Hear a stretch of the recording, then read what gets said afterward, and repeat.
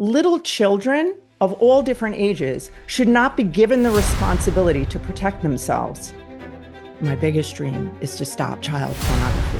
I do all these different things for mental health and to help people's lives, but these kids every day don't have anybody standing up for them. I can teach you how to protect children from the internet, but the children who are born to mothers who allow their children to be abused, that's a real thing. When it comes to being successful, the key to that is being able to make enough money so that you can rescue people, so you can help people, so you can have a voice.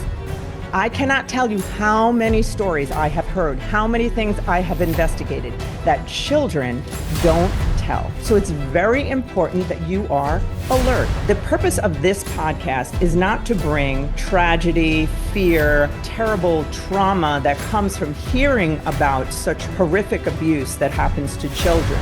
We're not going to do that today. But what I am going to tell you is that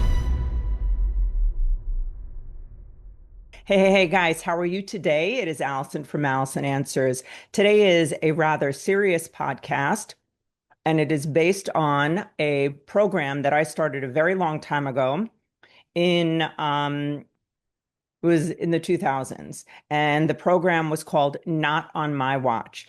And it was in response to a call that I have on my life to protect and help and do everything I can to stop the misuse of children through sexual exploitation.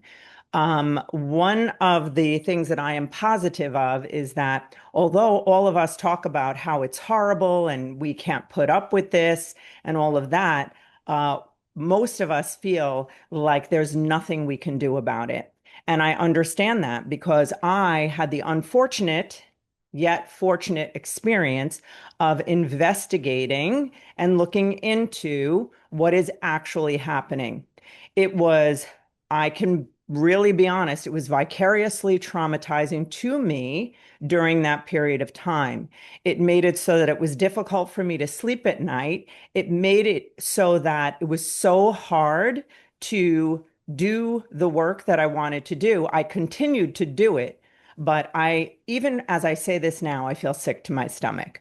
The purpose of this podcast is not to bring tragedy, fear, and that terrible trauma that comes from hearing about such horrific abuse that happens to children. That is not what my purpose is. We're not going to do that today. But what I am going to tell you is that as I looked into what is actually happening, and the way that this is happening, I knew and I'm certain that I have to do something about it.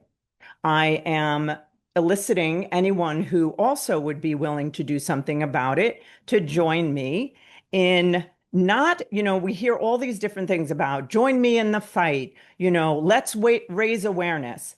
And yeah, I agree with those things, but we have to do actionable steps. We also have to no longer ever tolerate this childhood, ritualistic, unbelievable sexual exploitation and abuse and rape of children and babies. And this is real and it's happening now. I cannot rest in my heart knowing that even at this moment, that's actually happening.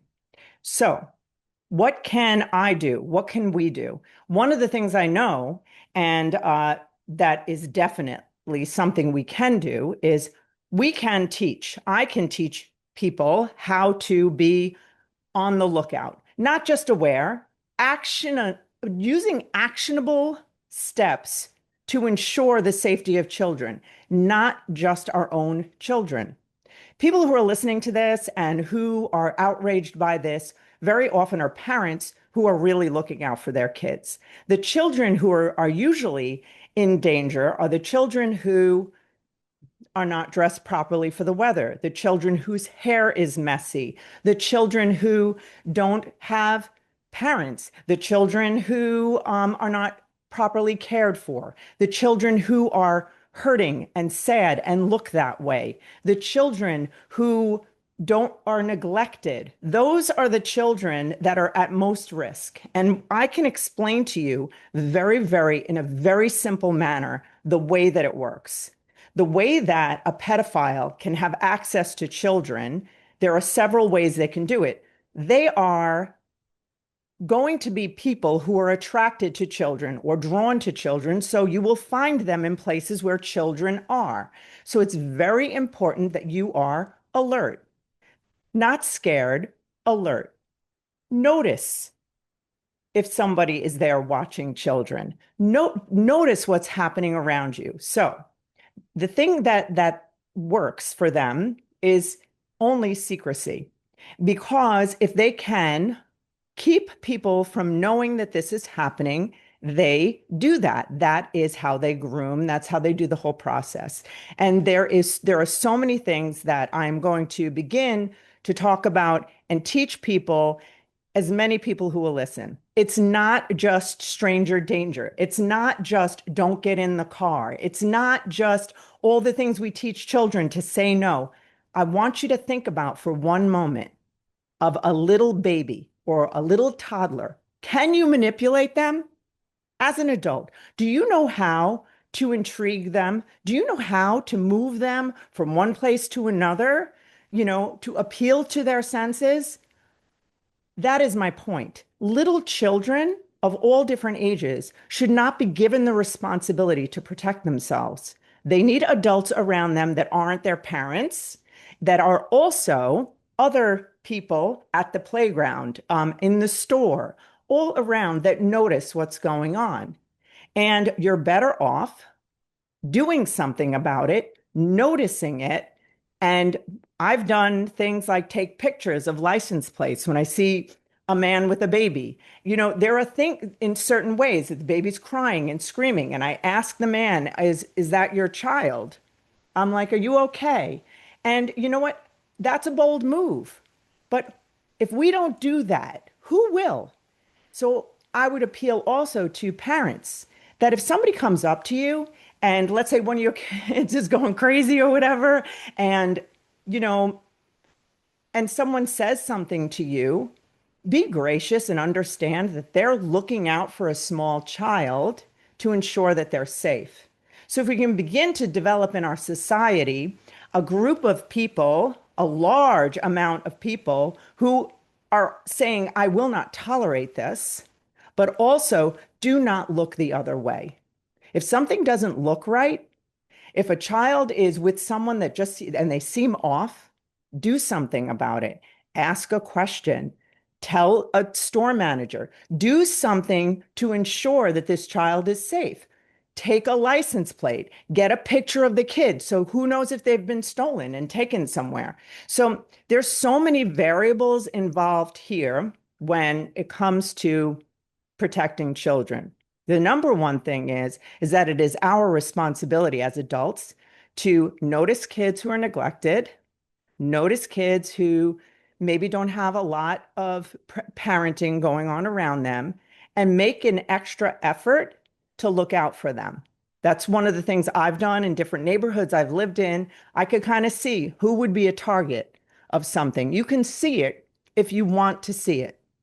Another thing is we really need to understand that this is an underground epidemic that no one knows what to do about it. The FBI, the things that they have to look at and watch, the pornography that they see, they are so traumatized. And they can only, when I did the research on it, at that time, they could only dive into about 2% of it, and they would have to try to look through the background to try to figure out where the child is so they could go rescue it. Well, the reason that I'm even on here is not because I have an exact answer. I can teach people how to protect children around them. I can teach you how to protect your own children.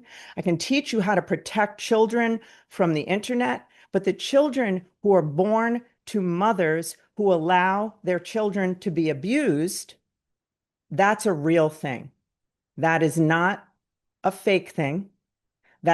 There are babies that are born that nobody even knows was born, knows that they were born because they're used for that purpose. So, do I have the answer how to stop that? No. But I know that there's an answer. And I think about Thomas Edison. I think about any of the unbelievable inventions that we have. The fact that I could speak to you through this camera and it reaches you, it could reach you in another country. There are things that we can do. We just have to put our great minds together and absolutely make the decision that this is intolerable to us. Not on my watch, not while I'm living, can another child go through this. So, there's a few tips that I'm going to talk about. This right here, I just want you to understand that there are websites out there that teach fathers and stepfathers how to groom and abuse their baby children. I'm just telling you the truth. It's real. That's actually happening. There are groups that actually meet and talk about how they're doing this and they get tips from one another. I'm at a playground. I'm watching her, and I'm clapping for her as she's doing cartwheels and her skirt's going up. What should I do next? This is real and it's happening. And because possibly the people who are listening are not people who would even consider anything like this as an option, it's very hard for us to wrap our minds around the fact that people are actually doing this. I've been in this field for so many years, my entire adult life. You would be very surprised at who people that you would never suspect would be drawn to, attracted to, and would sexualize a child. So, what I'm asking of you is not to have an immediate answer. I'm asking you to consider how you have turned your head because it's so hard to stomach. I've done that. I've done it because I feel so sick when I think about it. It's hard to continue to push through and decide to do things because I can tell you, I have done things that people might think are unacceptable, but I will directly ask a child if they're okay. What's going on? How you doing? Yeah, is that your dad? Just, yeah, hi, dad. Yeah, everything okay? Is there anything I can do to help? Now, and you can assess what's happening. Please understand that that is not the solution. I know that. I have inventions in my mind that I think about at night about how to protect the children. I think we need things that have to do with AI. I think we need things that are electronic. I think we need things that are something that we've never thought of before, something that has never been invented before, ways to protect children. And I don't know that answer.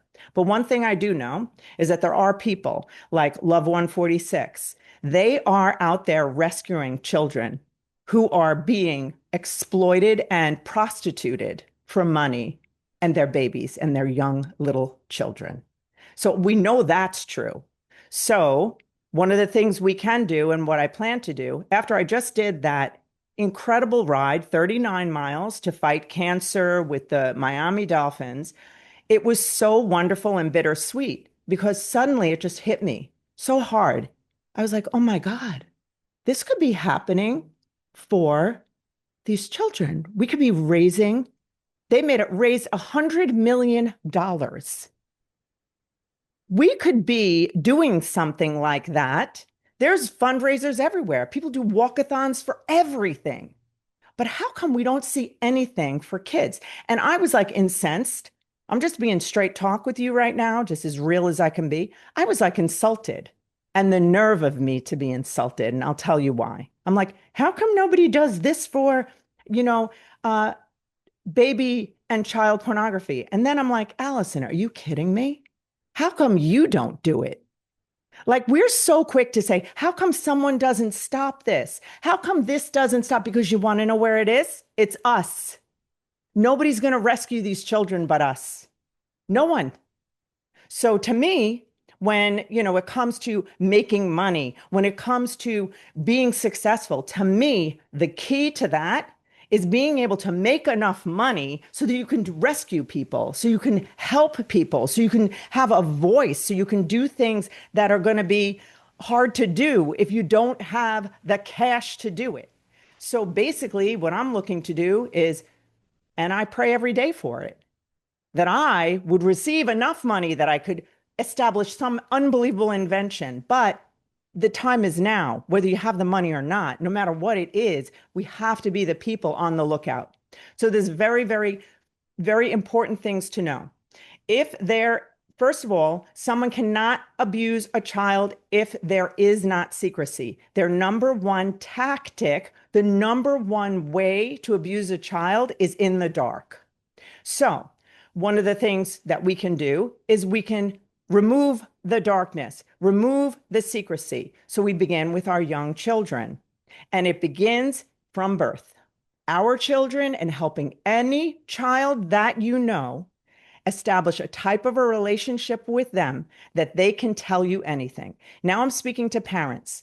I want you to know that the surest way to protect your child is to be a person they can talk to and not be shocked by the things that they say, the things that they do, the things that they explore in their mind. Because if you can establish a sense of like safety to come to you, a comfort, that can minimize their risk of being abused or at least being abused a second time.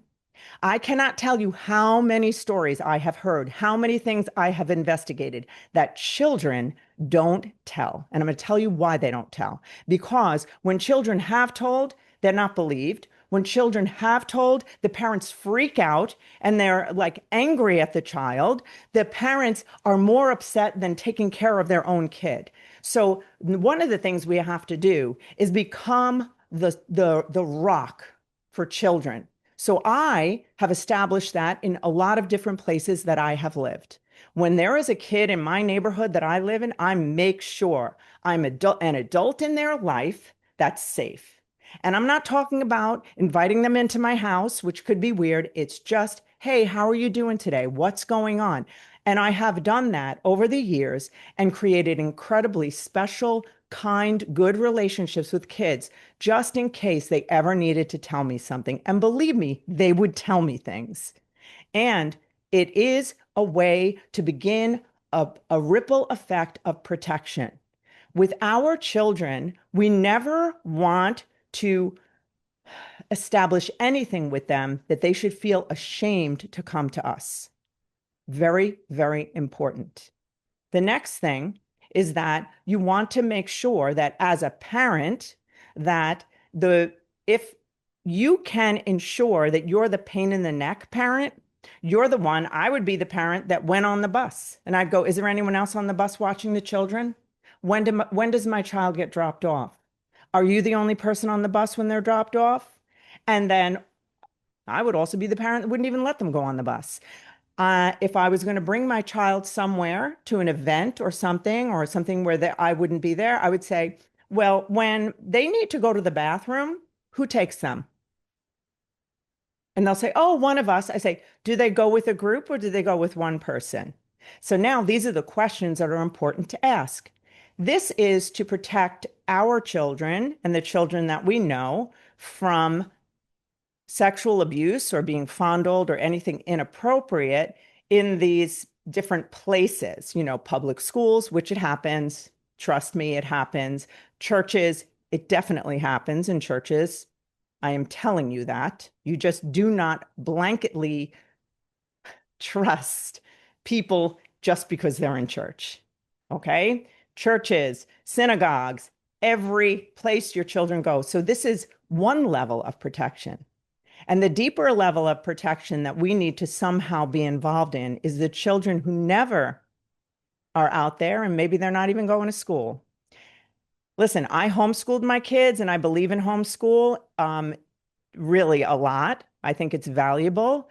However, there are kids that are born for the only reason is for them to be utilized for horrific things, for prostitution, and that is their life.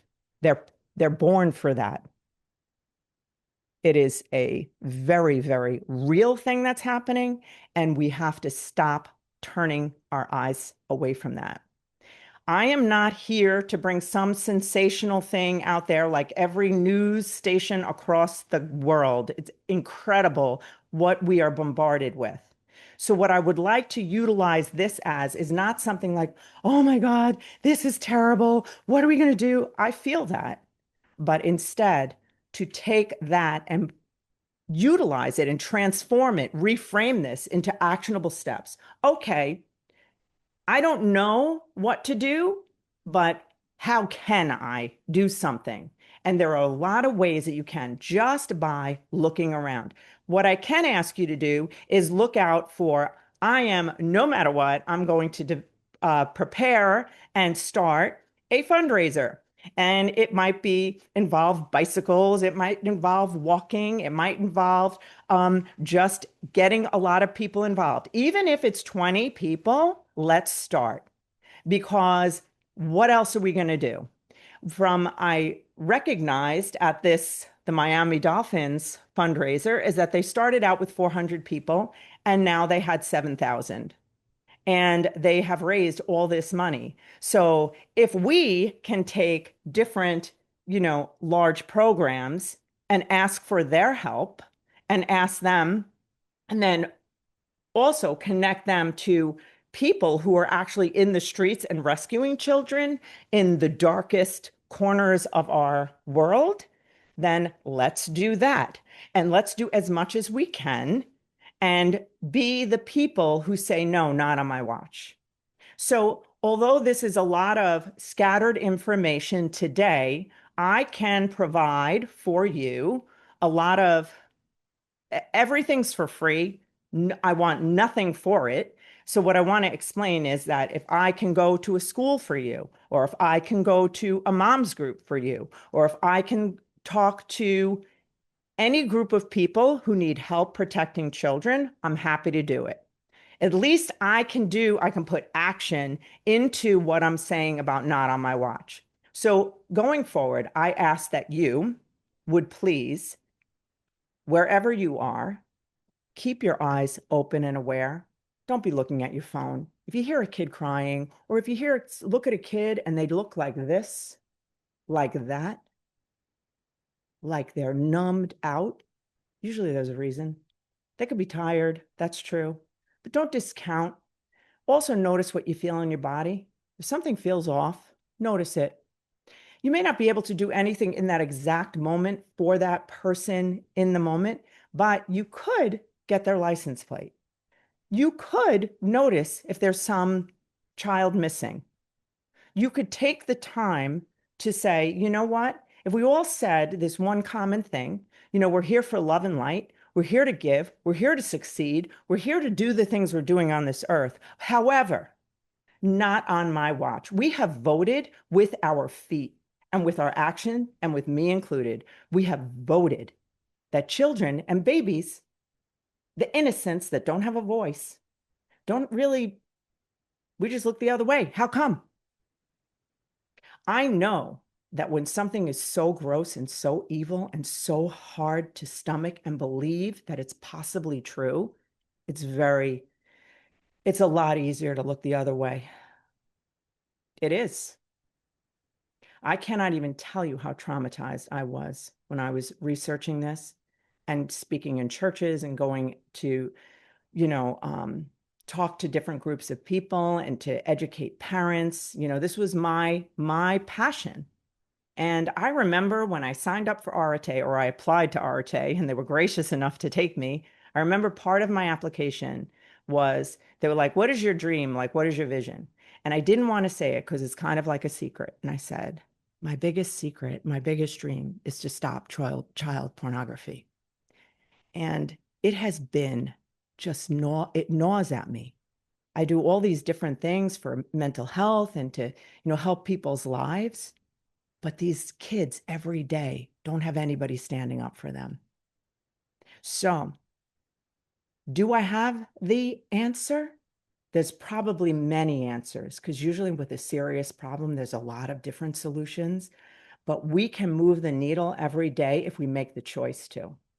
really make the choice. And somehow, with something this heinous and this evil, it's so much better if you can have others who are standing beside you, because it doesn't feel as really honestly scary and overwhelming because it's so big.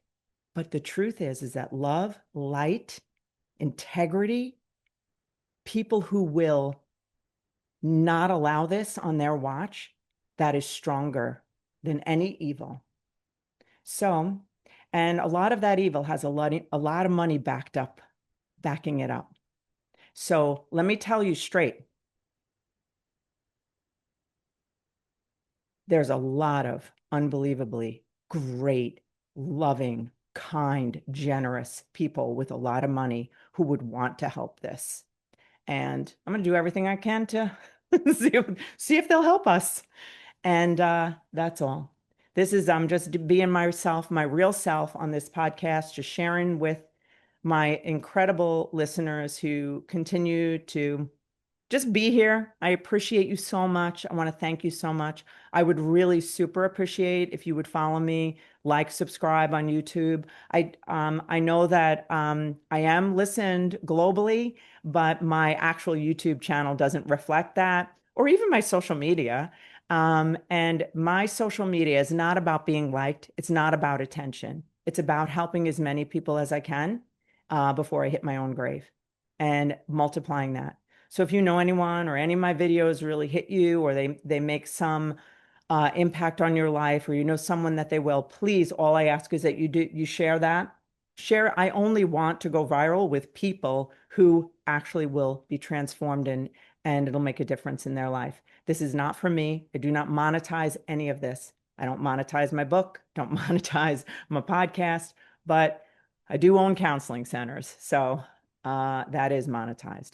So I just ask you to really do me that favor and help me to have more of a following so I can make more of an impact, so I can touch more parents, so I can, maybe some kid is going to hear me somewhere, that is what will matter to me. That is my inheritance, is the rescuing of these children. And that's all I want. So I wish you very, very well today. And I wish you happiness. And just because this is happening doesn't mean we don't allow ourselves to feel joy and experience the beauty of this life, because then we're contributing to that part of it. So we want to continue to grow, to succeed, and to be the best us that we can be, so that we can then help people who are suffering. And I'm talking about kids, honestly. And there are women who are giving birth to babies just to sell them. Sorry to say it, it's true. So I love you. Have a great rest of your day, guys. Keep your eyes open, not on our watch.